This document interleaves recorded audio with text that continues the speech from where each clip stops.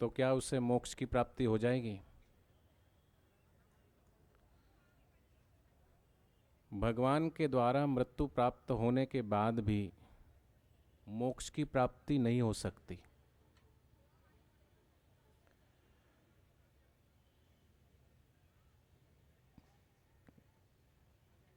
रावण ने जीवन पर्यंत आसुरी वृत्ति के वशीभूत होकर कर्म किए, सताया लोगों को, साधु संतों को कष्ट दिया, माँ सीता का हरण किया, और कहा जाता है कि प्रभु श्री राम के हाथों से मृत्यु होने के कारण क्या उसे मोक्ष प्राप्त हो गया होगा? शास्त्रों को पढ़ें तो शास्त्रों में आता है कि रावण को अगर भगवान के द्वारा मोक्ष प्राप्त हो जाता तो रावण का दूसरा जन्म शिशुपाल के रूप में नहीं होता। मानना पड़ेगा कि भगवान के दर्शन के बाद भी और भगवान के हाथों से मौत होने के कारण भी मोक्ष की प्राप्ति नहीं हुई। नानक जी ने कहा गुरुवाणी में, लंका लूटी शीस समेत।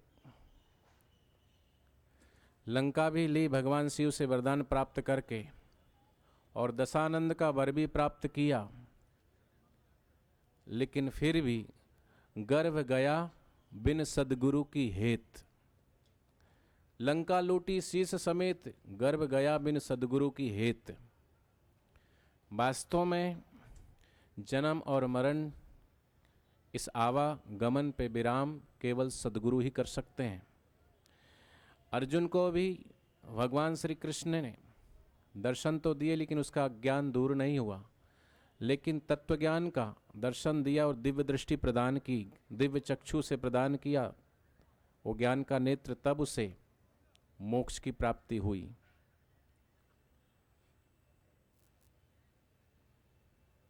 तो अनेक ग्रंथों में ये वर्णन आता है कि रावण के अनेक का जो है पुनर्जन्म हुआ। रावण का अगला जन्म शिशुपाल के रूप में हुआ। यदि रावण मुक्त हो गया होता तो फिर दोबारा जन्म क्यों होता? इसलिए श्री नानक देव जी ने गुरुवाणी में स्पष्ट कहा कि लंका लूटी शीस समेत, गर्भ गया बिन सदगुरु की हेत। रावण ने को जो दोबारा गर्भाग्नि में सहने को विवश होना पड़ा, क्योंकि उसके पास सदगुरु नहीं थे। भगवान शिव को वो वरदान प्राप्त किया, मानता था, लेकिन अपने आराध्य को, अपने इष्ट को ही, जिस हिमालय पे बैठे थे उसी हिमालय पर्वत को उसने उठा लिया। जो आधार है, अगर आधार को हम आधार के चरणों में बैठ कर के ज्ञान प्राप्त करें तो सब कुछ मिल सकता है, लेकिन अहंकारवश जो आधार है उसी को हम उठाने लगें तो पतन होता है। तो रावण भी विद्वान था, अनेक शास्त्रों और वेदों का अध्ययन किया हुआ, वह भगवान शिव का बहुत परम भक्त भी था, और उसने मंत्र बल से तपस्या के द्वारा भगवान शिव को प्रसन्न करके अनेक वरदान भी प्राप्त किए। और विद्वान होते ही हुए भी उसके जीवन में एक बहुत बड़ी चूक हो गई कि उसने पूर्ण सद्गुरु की शरणागति प्राप्त नहीं की। अगर पूर्ण सद्गुरु की शरणागति प्राप्त किया होता रावण, तो रावण विद्वान तो था, शक्तिशाली भी था, लेकिन फिर भी पतन हुआ। तो रावण के जीवन में पूर्ण सद्गुरु का पदार्पण हुआ होता तो और उनसे ज्ञान दीक्षा की प्राप्ति होती तो उसका मन निरंकुश न होता, क्योंकि गुरु की वाणी के द्वारा ही मन पे अंकुश लगता है, नहीं तो मन की आटी अटपटी, मन के हारे हार, मन के जीते जीत, मन एव मनुष्याणाम कारणम बंध मोक्ष। मन ही बंधन का कारण है, मन ही मोक्ष का कारण है, लेकिन मन पे निरंकुश सद्गुरु के ज्ञान से ही होता है। अपनी कामना और वासनाओं पर अंकुश लगाना भली प्रकार आता रावण को भी। गुरुदेव उसके जीवन को पल प्रतिपल सही दिशा देते, उससे ही उसका कल्याण हो सकता था, लेकिन उसने ऐसा नहीं किया। केवल शास्त्र का विद्वान न रहकर अनुभवी ज्ञानी बन पाता। इसलिए गुरु नानक देव जी ने कहा कि लंका लूटी शीश समेत गर्भ गया बिन सदगुरु की हेत। तो 84 के चक्कर से छूटने का, भवसागर पार करने का, गर्भाग्नि से बचने का, मुक्ति का मात्र एक उपाय है कि सदगुरु से ज्ञान दीक्षा लेकर उनकी आज्ञा के अनुसार ही हम अपना जीवन यापन करें, तो हमारा शीघ्र ही कल्याण होगा। क्योंकि मन ही हमें भटकाता है बाहर, और पूर्ण सदगुरु की शरणागत होकर के, शरणागत प्राप्त करके गुरु के चरणों में हम अच्छा समर्पण कर दें सच्चे हृदय से, तो फिर शरणागति योग सफल योग, सहज योग है। इसलिए सहजोबाई ने अपने गुरु के चरणों में समर्पण कर दिया, और सच्चा समर्पण सहजोबाई का गुरु के चरणों में हुआ, और गुरु की कृपा सहजोबाई ने पचाई। तब कबीरदास जी से 2 कदम आगे सहजोबाई निकल गई। कबीरदास जी ने कहा, गुरु गोविंद दोनों खड़े काके लागू पाँव, बलिहारी गुरु आपकी जिन गोविंद दियो दिखाए। एक तरफ भगवान को भी राजी कर लिया कबीरदास जी ने, और दूसरी तरफ गुरु को भी। गुरु गोविंद दोनों खड़े काकू लागो पाँव, बलिहारी गुरु आपकी। गुरु के चरणों में प्रणाम किया और भगवान के चरणों में ही प्रणाम किया। लेकिन सहजोबाई कहती है, हरि तजु पे गुरु ना विचारूं, और गुरु के सम हरि को ना निहारूं। क्यों कहा? क्योंकि ये सहजोबाई के पद अनुभव के पद है, अनुभव की वाणी है। तुलनात्मक दृष्टि से देखा भगवान की महिमा और गुरु की महिमा, और तुलनात्मक दृष्टि से गुरु की कृपा का, गुरु की अनुकंपा का, गुरु के प्रेम का पड़ला भारी पाया। तभी सहजोबाई कहती है कि चरण दास पर तन मन बारू, गुरु न तजू हरि को तज डारू। जब सहजोबाई कहती कि भगवान ने, हरि ने जन्म दियो जग माही, गुरु ने आवा गमन छुड़ाई। हरि ने 5 चोर दिए साथा, गुरु ले लई छुड़ाए अनाथा। गुरु ने कुटुंब जाल में गेरी, गुरु ने काटी ममता वेरी। हरि ने रोग भोग उरझायो, गुरु जोगी बस सभी छुड़ायो। हरि ने मोसो आप छिपायो, गुरु दीपक ते ताही लखायो। तो ये सहजोबाई की पंक्तियां अपने गुरु के चरणों में श्रद्धा सुमन अर्पित करते हुए, पहली दृष्टि में तो किसी निगुरे को ये लग सकता है विचित्र कि भगवान को छोड़ने की बात कर रही हैं, अटपटी लग सकती है बात, क्योंकि इसमें हरि से ज़्यादा महत्व गुरु को दिया है। सहजो जी कहती है कि मैं हरि को छोड़ सकती हूँ, पर अपने गुरु को कदापि नहीं विसार सकती। ऐसा क्यों?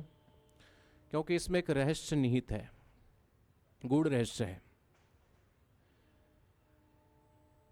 ये भावना में बहकर कही गई युक्ति मात्र नहीं है, बहुत तोल और मोल करके कही गई बात है।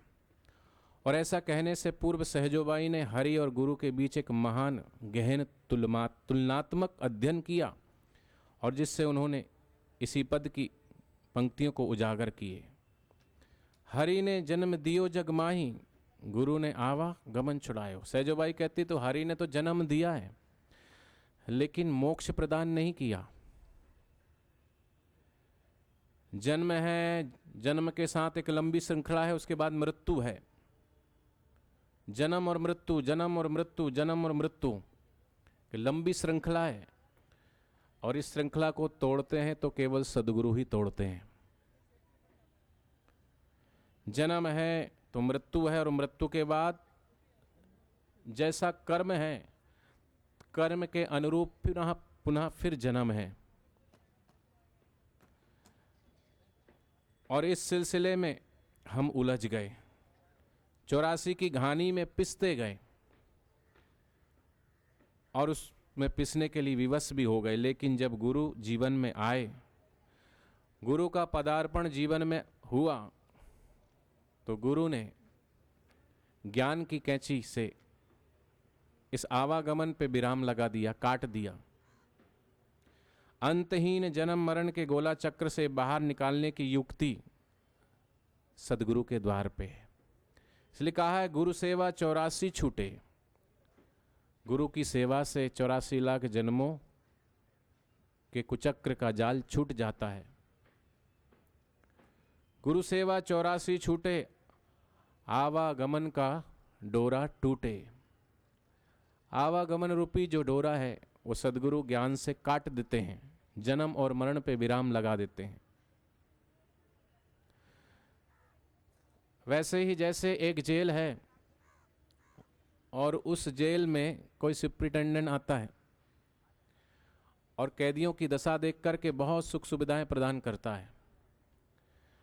सर्दियों का मौसम है तो स्वेटर, कंबल और स्वादिष्ट व्यंजन, रोज नए नए नाश्ता अलग, भोजन अलग, शाम का भोजन अलग, नित्य नई नई चीज़ें उनको प्राप्त होती है।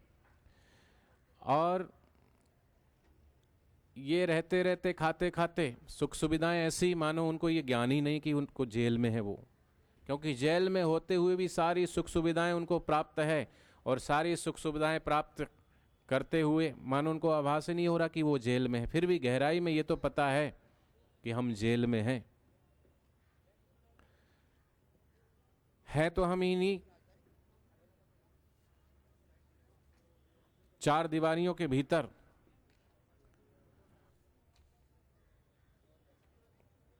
लेकिन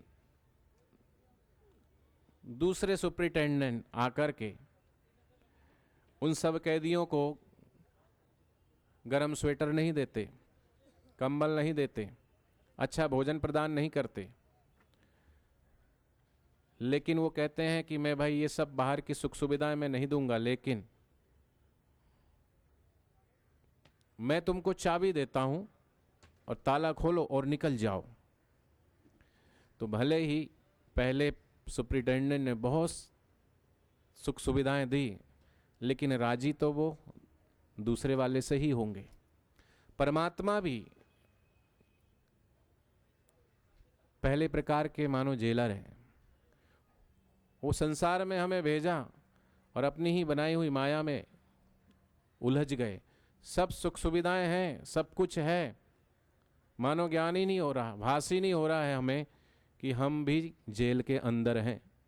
ये जन्म और मरण रूपी ये 84 लाख रूपी जेल में हम भी कैद हैं, और इस कैद में हमें ये ज्ञान ही नहीं हो रहा कि हमको भी इस कैद चार दीवारी के भीतर ही रहना है।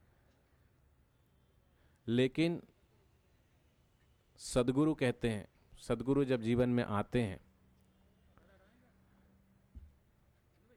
तो बंधन मुक्त करने वाले, और बंधन मुक्त करने वाले गुरु हैं। इसलिए इस रहस्य को जानने वाला शिष्य गुरु को श्रेष्ठतर क्यों नहीं बताएगा, उनका महिमामान गान क्यों नहीं करेगा। फिर सहजोबाई कहती है कि हरि ने 5 चोर दिए साथा, गुरु ने लई छुड़ाए अनाथा। भगवान ने जन्म दिया और जन्म के साथ ही 5 चोर साथ में लगा दिए पीछे पीछे। घर में एक चोर घुस जाता है तो सब माल सफाया करके चला जाता है, लेकिन जीवात्मा के अंदर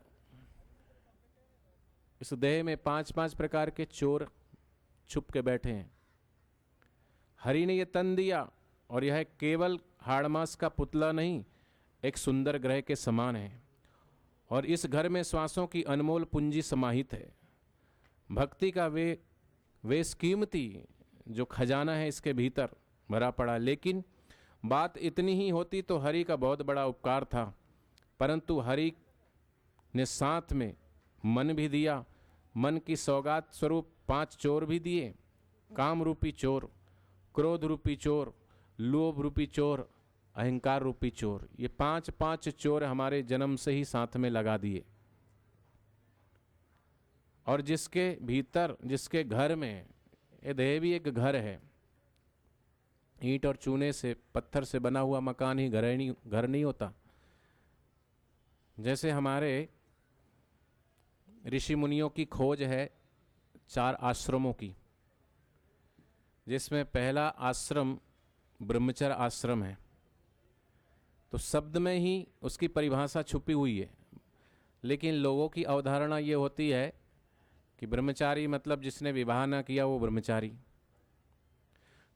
गृहस्थी मतलब जिसकी शादी हो गई वो गृहस्थी,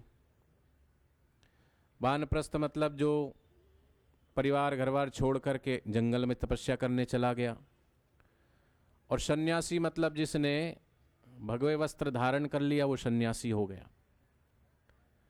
लेकिन ब्रह्मचार्य का मतलब खाली विवाह करना नहीं होता है। ब्रह्मचर्य मतलब जिसकी ब्रह्म में चर्या है, ब्रह्म में जिसका विचरण है। इसलिए पहले गुरुकुल पद्धति के द्वारा गुरु से दीक्षा प्राप्त होती थी, और दीक्षा के वो ब्रह्म ज्ञान की दीक्षा, पहला जन्म तो माँ के गर्भ का, और दूसरा जन्म गुरु के द्वारा जिस दिन दीक्षा मिली, तो गुरु के द्वारा दीक्षा लेकर के, ब्रह्म ज्ञान की दीक्षा लेकर के साधना करके और उसके अनुसार चर्या विचरण करते थे और ब्रह्म ज्ञान को प्राप्त करते थे। ब्रह्म में विचरण करना वो पूर्ण परिभाषा भगवान के प्राप्त करने की ब्रह्मचर्य की। लेकिन बोले जिसने शादी नहीं करी वो ब्रह्मचारी। गृहस्थ माने घर द्वार नहीं, ग्रह, ये देह को भी ग्रह बोलते हैं, और इस घर में भगवान का वास है। और भगवान को अगर हमने नहीं पाया, अपने घर में हमने वास नहीं किया, तो बाहर ही भटकते रहे इंद्रियों में, मन में। इसलिए इस ग्रह का स्वामी परमात्मा है। सन्यासी माने चित्त की समता। भगवान श्री कृष्ण ने गीता में कहा सबसे बड़ा योग क्या है? भक्ति योग बड़ा है, कर्म योग बड़ा है, ज्ञान योग बड़ा है, ध्यान योग बड़ा है। भगवान श्री कृष्ण कहते समत्वम योग उच्यते, सबसे बड़ा योग समता का योग। और वो समता आती है सदगुरु के दीक्षा से। चित्त सम, सुख में, दुख में, मान में, अपमान में, लाभ में, हानि में, यश में, अपयश में चित्त सम हो जाता है। वही सच्चा सन्यासी है। वो चाहे फिर गृहस्थ में रहता हो, दुकान चलाता हो, परिवार का भरण पोषण करता हो, लेकिन उसके जीवन में समता आ गई गुरु के ज्ञान की, तो वही सच्चा सन्यासी है। गृहस्थ में रहता हो, विवाह किया है लेकिन ब्रह्म में विचरण है, ब्रह्म ज्ञान की दीक्षा पा करके साधना में रत है, खाते पीते सोते जगते उठते बैठते भगवान के नाम का चिंतन है, सुमरण है, तो वही सच्चा ब्रह्मचारी, वही सच्चा गृहस्थी। सन्यासी माने, वानप्रस्थी माने एक अवस्था जहां से मोह, ममता, राग, द्वेष, काम, क्रोध सब तरफ से मुख मोड़ करके और भगवान की तरफ मुख हो गया। 51-52 बोलते वन की तरफ, वही वानप्रस्थी। तो उसकी पूर्ण परिभाषा ये नहीं है, शब्द में ही निहित है। तो गुरु जीवन में एक शक्तिशाली पहरेदार की तरह आते हैं और हमें आगाह करते हैं, ऊंचे ऊंचे स्वर में आवाज लगाते हैं। मुसाफिर जागते रहना, नगर में चोर आते हैं। नगर में माने इस देह रूपी नगर में ये 5 चोर आते हैं, इसलिए सदा जागरूक रहना, सदा सावधान रहना। और गुरु का ज्ञान शिष्य को सदा सावधान करते रहता है।